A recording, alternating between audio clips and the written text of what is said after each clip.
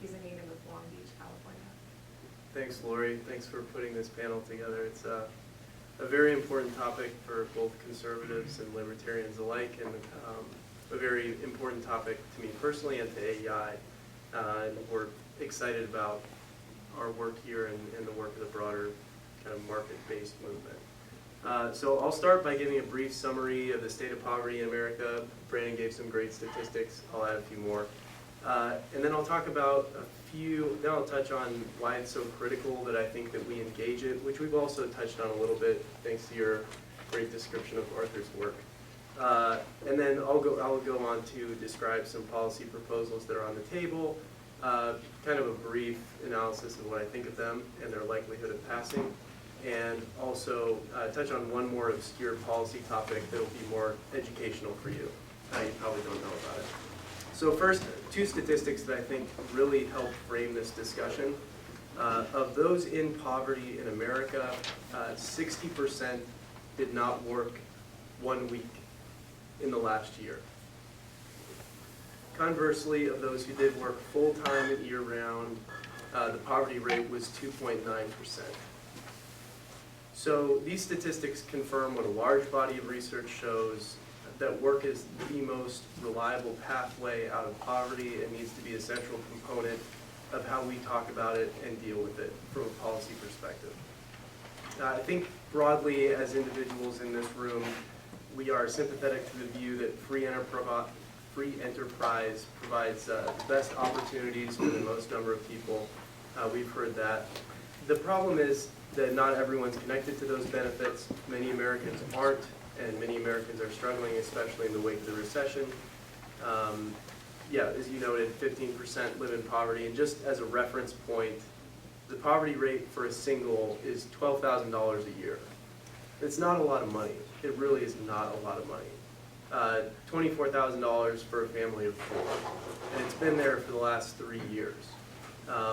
That's higher than we've seen it since before the 1996 welfare reform that kind of fundamentally changed the way, at least for women with children, single women, non-married women with children, it changed the way that work was viewed.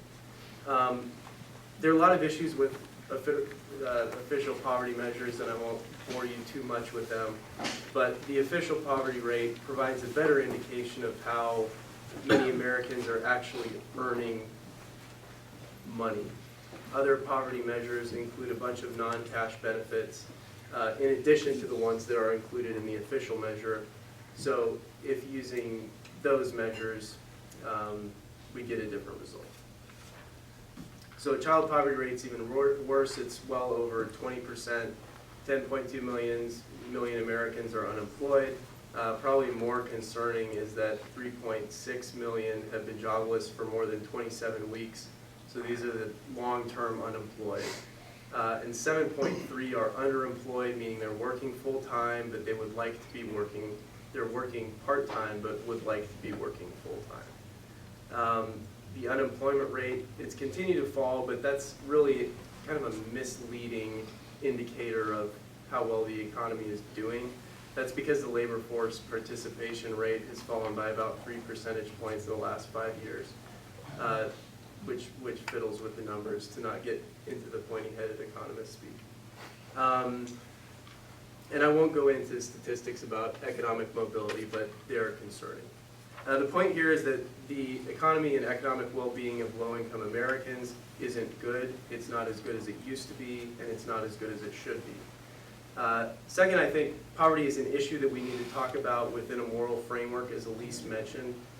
The American identity uniquely elevates the value of the individual and of the ability of the individual to have agency in his or her life. That is a uniquely, I think, American value. And as AEI's president, Arthur Brooks, likes to note, body of academic work shows that earning income makes you a lot happier than if you had just received that income without working for it. When Americans' access to that core thread of the human experience falters, and we as a broad, conservative, libertarian, market-friendly group fail to acknowledge or engage it, it's not just an economic failure or a policy failure. I think it's a moral failure as well. And when we're talking about poverty, we need to think in those terms. And we've not done a great job of doing that. We've leaned on 30,000-foot policies that are really important: tax reform, budget balancing, entrepreneurialism. All of these are great, but we haven't thought seriously about how to make that connect on the human level, and in terms that resonate with the broader American public. And we've had slip-ups. Romney's 47%. As my former colleague Henry Olson has pointed out, Mitt Romney won every exit poll category: strong leader, good for the economy, and on, but he lost one. And that exit poll category was cares about people like me. And he lost that category by 60 points, and it was enough to turn the election.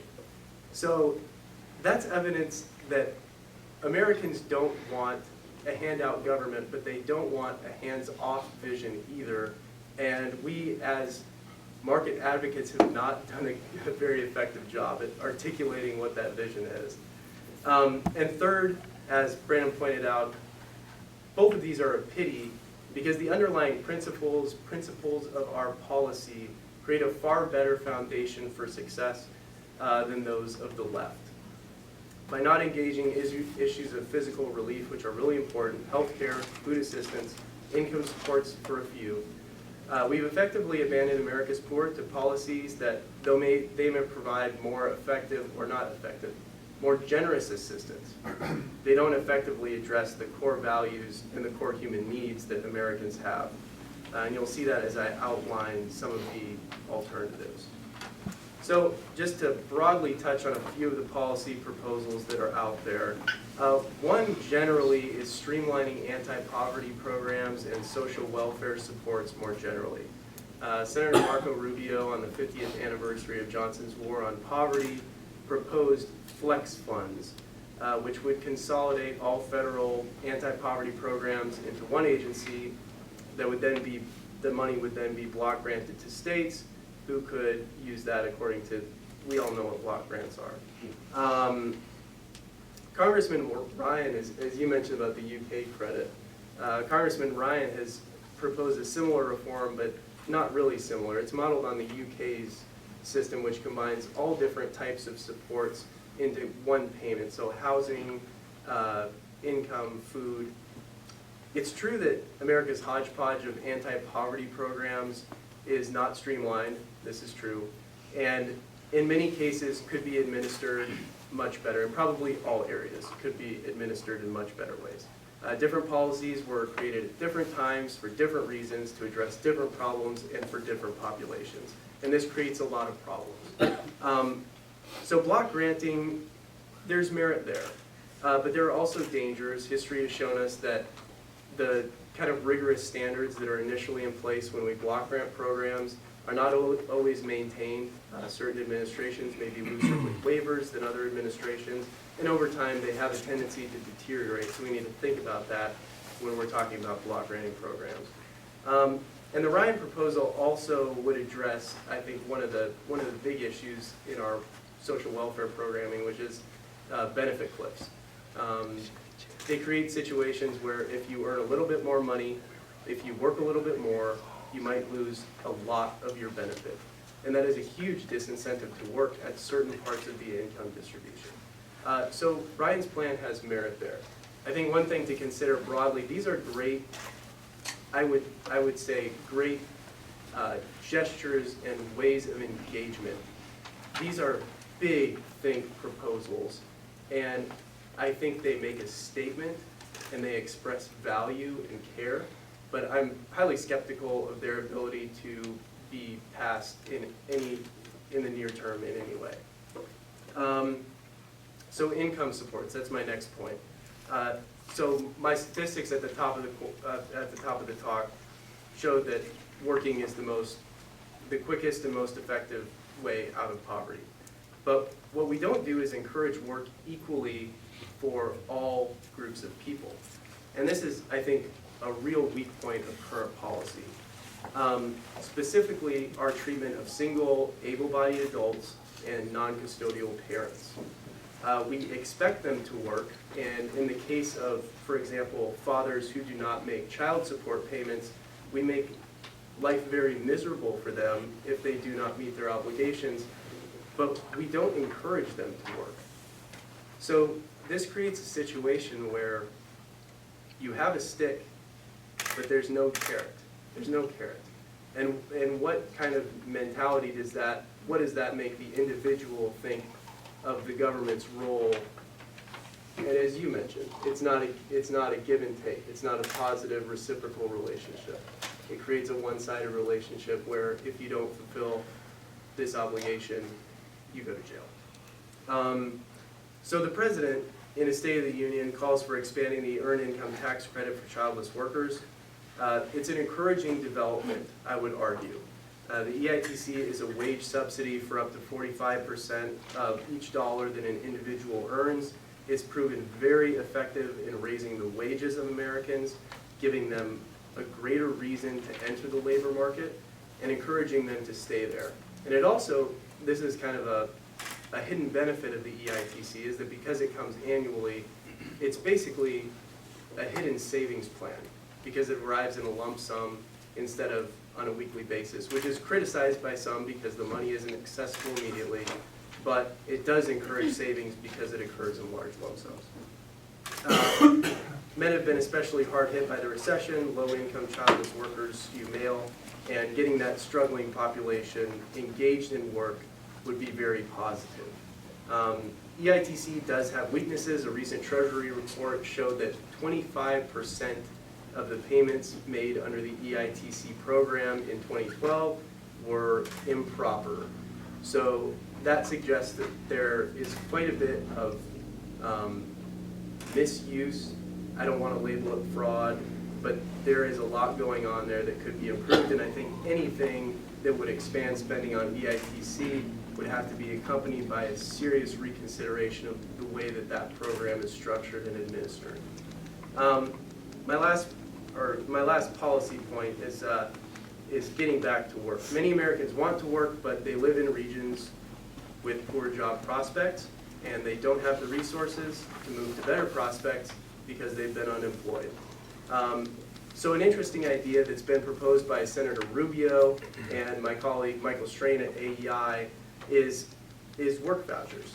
They want to work, they don't have the means to work, but they can work and they want to work. So let's provide a voucher, maybe using funds from the unemployment insurance program to help an aspiring worker to move from Yuma, Arizona, which has an unemployment rate of 27%, to Midland, Texas, which has an unemployment rate of 2.8%.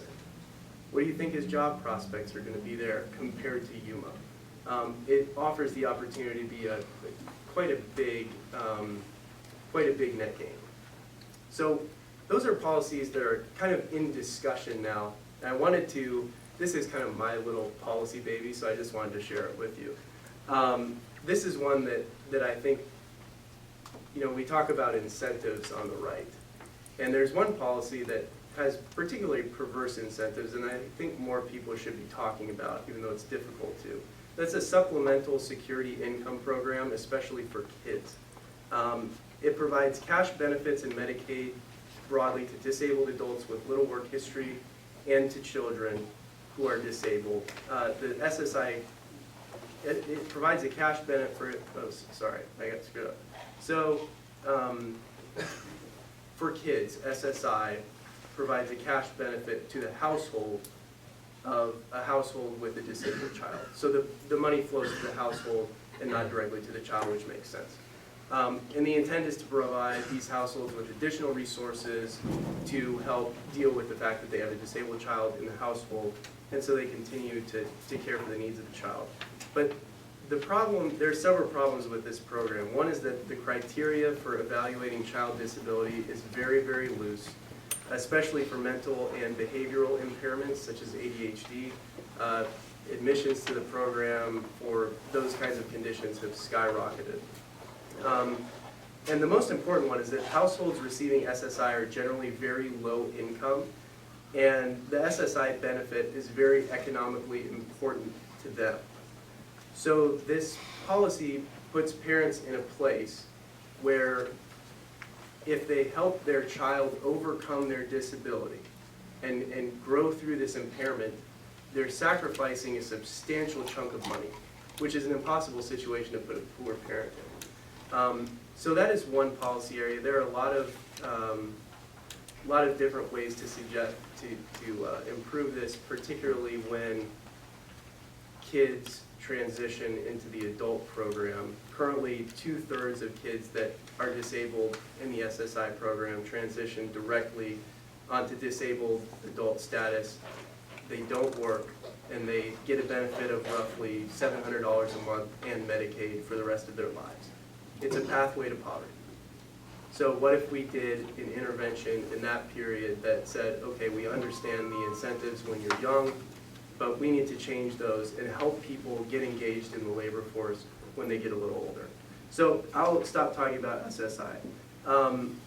The point that I want to make is that low-income Americans, they're not doing well. We have an obligation to do something constructive about it, and there now are ideas in discussion and in germination stages as well that can do substantive things about it. So it's a start, and I'm encouraged by that. Thanks, Scott. So I think that's an important way to, you listed a lot of different